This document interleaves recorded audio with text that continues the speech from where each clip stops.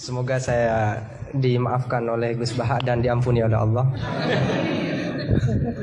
bahwa saya telah mengatur beliau, karena betapapun kata beliau aturan prosedural ya harus tetap di bawah taklimu taklim. Tapi karena saya bukan moderator amatir ya,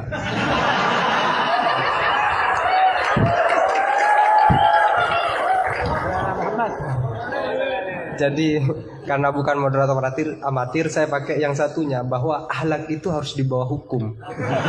Dan dalam konteks musyawarah ya moderator adalah kekuasaan tertinggi.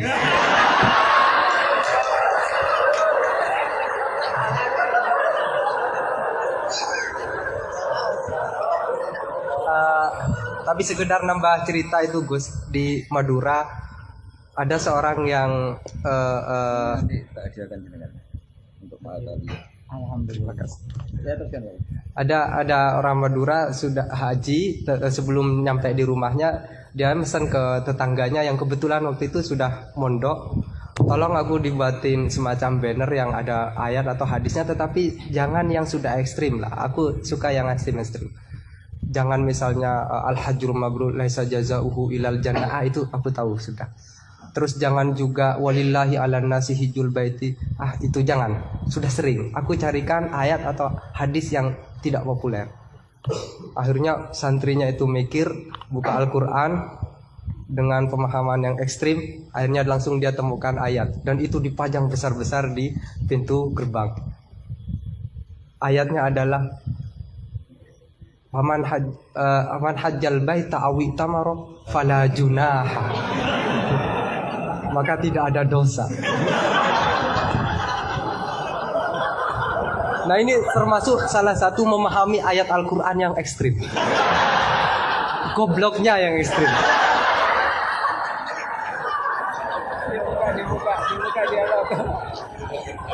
Baik, silakan dua pertanyaan, dua penanya ya. Gus Husen, Putri juga ada, silakan kalau ada. Ya, satu putra, satu putri. Kalau putri gak ada, tidak apa-apa. Ya, Husen bukan milih santri putri. Silakan Ustaz Herudin, siapa Ustaz? Assalamualaikum warahmatullahi wabarakatuh. Nama saya Ahmad Husen dan siap dikatakan goblok karena bertanya. Gus Baha ini berapa bulan yang lalu diangkat sebagai Rois Suriah PBNU, dan itu tidak melalui proses kaderisasi, melalui ranting, MWC dan seterusnya.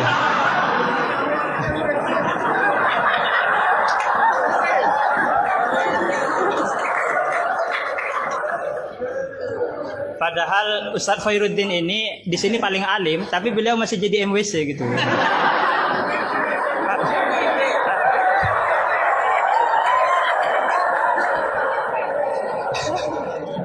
Iya, terima kasih.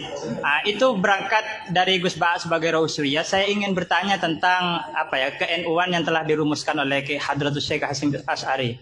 Karena beliau kalau misalnya nanti tidak bisa menjawab berarti diragukan ke Rois Suriahnya. Oke. Di dalam risalah atau konun asasi Jam'iyah Nahdlatul Ulama disebutkan bahwa secara keagamaan NU menggunakan sistem bermazhab atau mazhub. Serius ini Gus.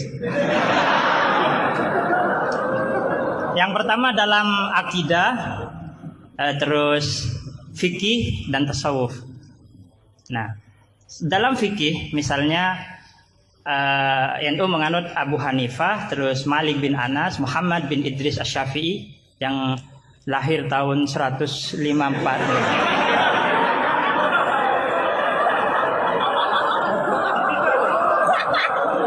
Wafatnya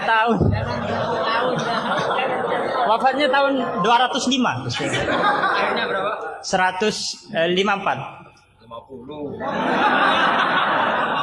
Mungkin kitab saya ditahrif itu, Gus. Apa? Umurnya Imam Nabi berapa? 63. Oh iya. Ya intinya umurnya pendek.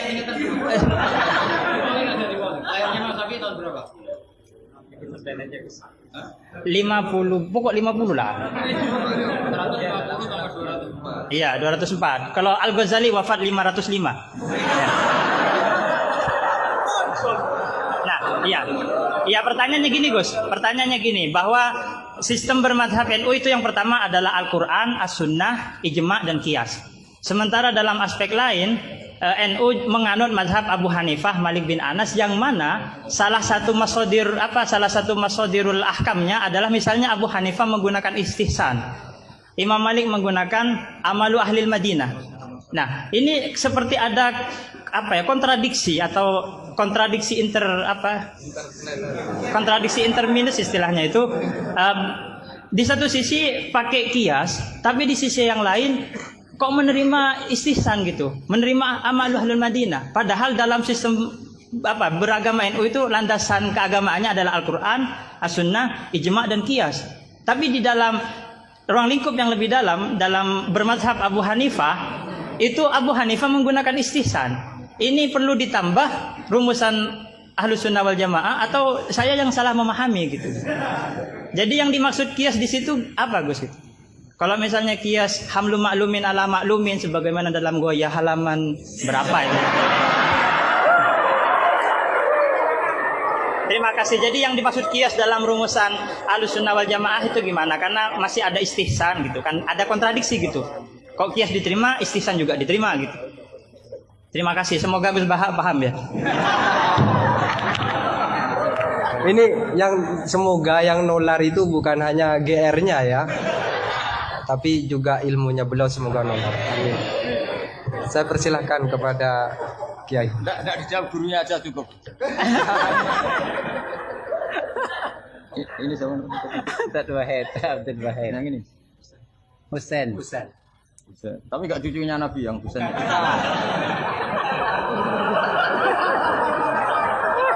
Karena ini juga Husain ya. Husain juga. Ini Husain juga. Husain. Katanya ini budaknya.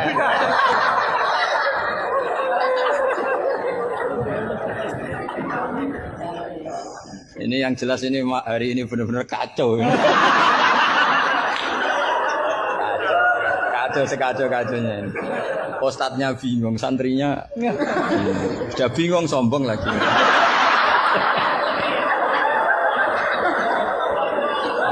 Yang boleh sombong tuh yang sudah ada bingung-bingung. Tapi agak apa-apa, saya maafkan ya. Memang itu satu-satunya cara dia untuk menang gitu. Ya. Sampean pernah baca kitab itu? Khatam? Oleh menindak kok fasih. Benar-benar jujur. Benar-benar jujur. Yang tentang itu saja.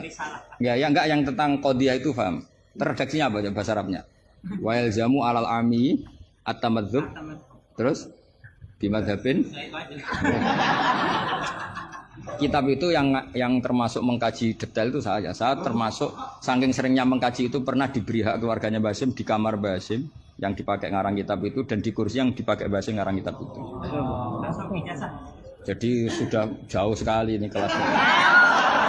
Jadi saya gara-gara neliti kitab itu pernah diberi hak di kamar Basim di kursi yang pernah dipakai Basim. Pas itu yang memberi hak saya masuk itu Gus Fahmi sama Gus Hakim. Gus Hakim itu cucu Basim dari Mbah Mak Somali yang ngarang apa? Jadi Basim punya putri namanya Khairiyah. Khairiyah ini suaminya siapa? Yang di istri siapa? Mbah Mak Somali yang ngarang Sorof. Khairiyah punya putri namanya Abidah. Lah Abidah ini yang punya anak namanya siapa? Gus Hakim. Yang panggilannya Gus Kiki itu. Sama Gus Fahmi. Saya diberi hak di kamar beliau, di kursi yang dipakai beliau. Jadi saya kemarin di Mbah Hamid juga gitu, di Kiai Idris di kamar Mbah Hamid Pasuruan di kursi yang dipakai Mbah Hamid. Karena kalau itu memang sebabnya nasab, karena Mbah Hamid sepupu dengan Mbah saya, kan sama-sama dari Lasem, apa? Jadi kalau kamu belajar mengutip, saya ini tidak sekedar mengutip sampai wanak tubuh makodamu apa? Wasarum itu. Jadi begini loh ya logikanya, kamu jangan terlalu kumo luhur bakas ikhtisan kok kayak wong alim gaya kamu itu sudah kacau-kacau gimana.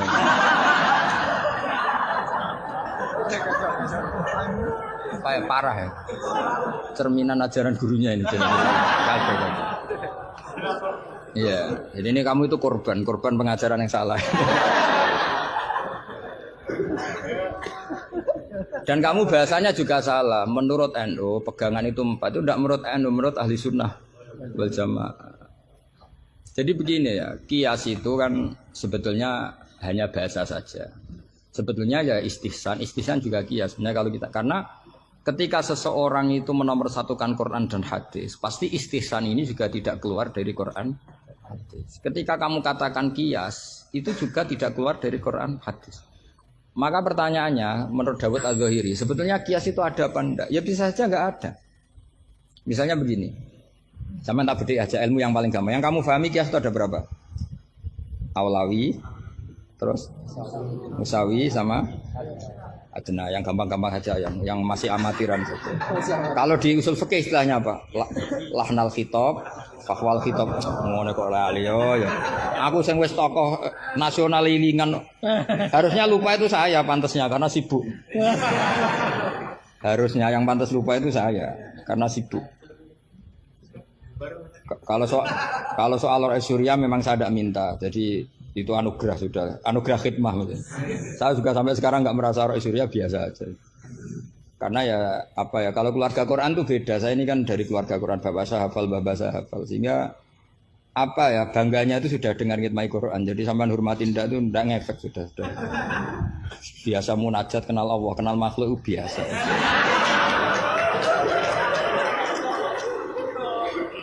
Biasa ma'rifatullah, dijak ma'rifatul khalqi. Begini misalnya ya, sama tak bedai misalnya gini. Fala taqul lahum uffin atau innal ladzina yaquluna amwalal yatama dzulman. Kita paling gampang kalau kita ngajari Mahat Ali seperti ini, yang gurunya saja meragukan ini, yang itu kias paling gampang tentu kita katakan gini. Allah mengharamkan memakan harta anak yatim. Ilatul hukumnya apa coba? Ifsad kan? Nah, kalau aklu itu haram karena ifsad, maka ikhraq lebih haram. Kalau ufin yang adnal iza, ya ufin muni janjuk pada orang tua atau hus. Ya. Kalau adnal iza paling ringan saja haram, apalagi nabok, apalagi menterlantarkan orang tua gak dikasih uang sampai utang-utang tonggo, itu ya iza itu. Nah, itu terus kita lebih gampang kita katakan tuh kias apa? Aulawi. Tapi itu gampangnya saja. Tapi butuh ulama itu hanya satu. Orang nggak boleh terjebak oleh teks. Kalau terjebak oleh teks seperti saya cerita setiap ngaji itu, di mana-mana saya cerita itu naifnya orang terjebak teks. Yaitu tadi misalnya ada santri yang dilaporkan oleh istrinya ke kiainya, Pak Yai, alumni Anda ini sering naboi saya. Nabok itu kan pakai tangan. Karena terus kiainya bilang gini, "Cong, jogeman naboi istrimu." Suatu saat kalau mau idak pakai kaki, jadi nyadui. Akhirnya istrinya lapor lagi, Pak Yai sekarang ganti model, tidak naboi tapi nyadui. Santrinya dipanggil lagi, "Loh kenapa kamu masih nyadui? Kan yang haram naboi Pak Yai. Kemarin yang Anda larang kan naboi, kalau nyadui kan belum dilarang. Belum ada undang-undangnya kan kira-kira. Nanti yo nendang yo haram pisan. Hari berikutnya ngidoni, ngeludahi. Itu kan korban tekstualistik. Kalau dia cerdas, hurmatul idza itu yang haram tuh idzanya. Nabo iya idza, nyadu iya idza, meludahi juga idza, membiarkan miskin juga idza. Nah, seperti itu sebetulnya andaikan kita dzauqus salim, sebetulnya nggak perlu itu kita katakan kias apa enggak. Zaman sahabat juga nggak kenal kias, tapi tahu kalau maknanya pasti seperti itu. Pasti maknanya seperti itu. Misalnya kamu ada tamu, jangan suguhi air panas, kasihan. Terus kamu suguhi adem tapi peceran. Sementing nggak air panas. Itu kan santri gila. Jadi sebetulnya dengan atau tanpa istilah kias maupun istihsan, itu adzauqus salim itu pasti tahu. Makanya termasuk kitab yang saya kagumi itu Sarah Imriti, Fathur Rabbil Bariyah, itu kitab kecil yang nyarai apa? Imriti atau Marioto itu kalau baca Imriti tidak bisa ya Pak? Marioto itu. Itu di situ diterangkan fama fatahum illa mujarradul istilah. Jadi kalau kamu tanya kenapa sahabat tidak belajar nahwu, tidak belajar iklal. Tapi mereka punya salikoh, punya tobiah yang menjadikan mereka ya kalau ngendikan ya doroba Zaidun Amron atau marortu bi Zaidin. Tapi mereka kalau kamu tes, misalnya Abu Bakar buat tes, Zaidun jenenge apa? Doroba Zaidun Amron, terus Amron jenenge apa? Ya ora iso pinter sampean mesti. Sampean pinter Zaidun fa'ilun marfu'un wa alamatu rafi'i dhammatun dhahiratun wa li annahu ismul mufrad. Amron maf'ulun bih mansubun wa alatun. Mesti ra iso, mesti pinter sampean. Tapi sampean mesti ditertawain Abu Bakar. Karena ditertawanya gini. Kang, pelaku pemukul siapa? Zaidun. Berarti Zaidun jadi apa? Fa'il. Ya wis suwi agar subjek bahasa Arabe ya fa'il. Sing dipukul sapa? Amron. Jenenge apa? Maf'ul. Lah iya angger objek jenenge ya madrub. Jenenge ngono kok butuh jeneng bocah kok goblok. Mesti gitu kira-kira. Jadi sebetulnya ketika kita punya istilah yo ono naive dhewe. Wong karuan pelaku yo bahasa Arabe mesti fa'il. Wong karuan objek yo jenenge maf'ul. Lah Anda ini masih bangga dengan istilah itu. Lu iya kan? Agama ini kan mengajarkan kebaikan. Tentu sesuatu yang kebaikan itu dianggap agama. Makanya Abu Hanifah membolehkan istihsan. Nah karena beliau itu orang soleh pasti pegangannya Quran dan hadis. Artinya istihsan yang tidak keluar dari Quran. Ya sama kita bahasakan itu kias, mereka bahasakan nggak ada masalah. Dan zaman sahabat nyon saya udah tahu istilah itu semua, memang nggak perlu tahu karena masih punya dzauqus salim. Makanya sahabat itu pinter sekali kan, tapi nggak perlu kamu tes. Karena kalau kamu tes juga buyur. Mbah Abu Bakar, ya Abu Bakar tak takok idoroba Zaidun Amron, mana yang fa'il? Mesti guyu. Wong karuan sing mukul Zaid ya fa'ile ku. Zaid. Maknane fa'il itu pelaku. Amron maf'ul bi, mesti angger korban objek jenenge Amron. Wong di ilmu ngono kok bangga. Cara Abu Bakar mesti iki cerita. Makanya disangkan fama fatahum illa mujarradul istilah. Sahabat itu hanya enggak tahu istilahnya tapi membacanya sudah benar. Nah kenapa enggak tahu? Memang enggak ingin tahu, wong gitu saja kok perlu tahu. Loh kok udah tahu ya? Coba lam itu namanya apa? Jazim. Berarti yadrib namanya madzum. Terus Abu Bakar mbok warani yadribu, kenal lam menjadi lam yadrib. Lam jazim, yadrib madzum. Yo wis suwe le jong-jong angger amile. Inna Zaidan qaimun, inna amil Zaidan makmur. Mesti yo Abu Bakar juga ya. Jong-jong ro ilmu ngono kok seneng merakaruan. Ya mesti wae. Itu kan makanya dulu bahasa Arab dulu itu tidak ada kata zaujah. Kata zaujah itu bid'ah gitu. Hasanah bodolala tidak tahu, pokoknya bid'ah.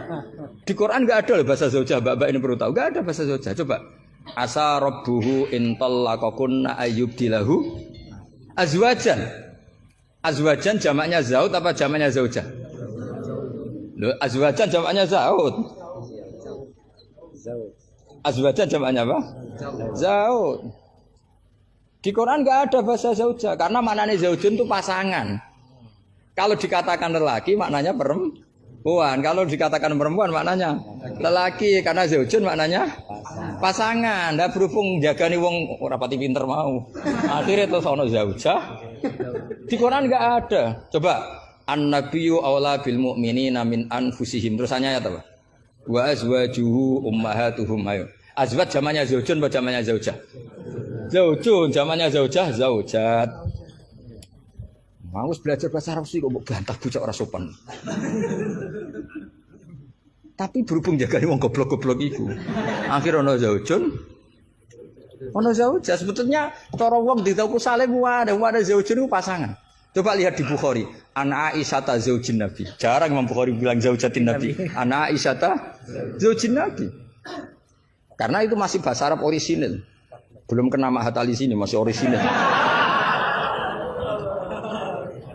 Ya belum kena asrori ya.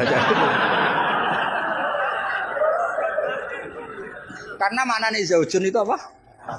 Pasangan. Jadi kalau dikatakan zauju Zaidin berarti imro'atu Zaidin. Kalau yang ngomong itu misalnya zauju Aisyata ya siapa? Pokoknya berpikir seperti itu.